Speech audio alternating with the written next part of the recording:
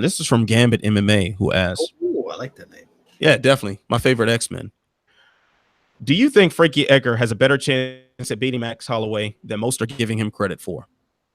You know, it's funny. As I was talking with a close friend of mine over the weekend about that, I'm intrigued by the fight, even though Frankie should have far less of a chance this time if he would have originally fought him. What was that? Maybe 2-3 years ago. I think he's only gotten older. You know, he's only gotten slower.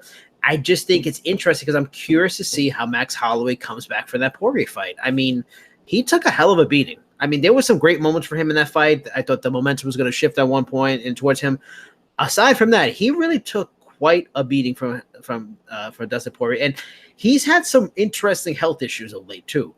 You know, so I'm just curious if he can bounce back to form and be himself, or is there maybe a reason to believe there might be a decline, and that opens the door for Frankie. I still think he should win. I still think he should be for Frankie, but I don't think it's a total shutout. No doubt, Max is gonna just go in there and destroy Frankie. I think there's a possibility. I'm curious what Max Holloway would get post Dustin Poirier battle. That's the big question mark for me as well.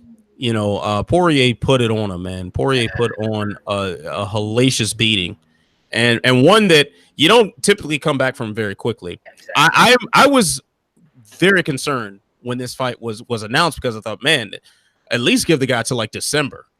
You know, heal up, because that was a beating that he took. That was a big time beating. Now, at the same time, we worry about, you know, Frankie Edgar because he's getting up there in age. And then the last time we saw him, he beat Cub Swanson soon after the Brian Ortega fight. But that Ortega knockout was pretty nasty. But now that was well behind us in the rearview mirror. I don't think that's going to have any lingering effects for him. And Max Holloway isn't a guy who's going to one-shot kill you anyway. At the end of the day, though, I still think Max Holloway gets it done, but we can't dismiss Frankie Edgar. We simply can't. His wrestling base is something that's always kind of tricky. He's always sharp with his hands, always sharp with his movement and his footwork and whatnot.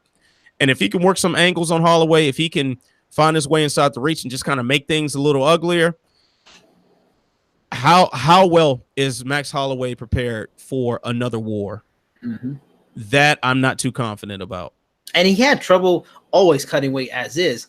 Went up now for lightweight. Now he's got to come back down to featherweight. I mean, that could be a factor too. He's only getting older. There's some interesting outside things that really could have effect on that fight.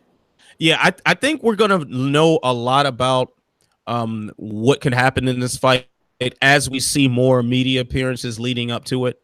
Yeah. So I know there's a media day in LA tomorrow. I will not be able to attend that, but I really wish I could, just to see, like, man, what's Holloway looking like? What's he talking like?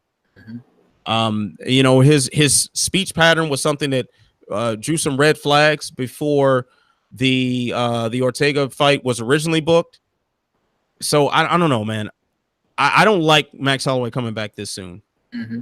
And for that reason alone, we have to at least give Frankie a chance here that we probably otherwise wouldn't have.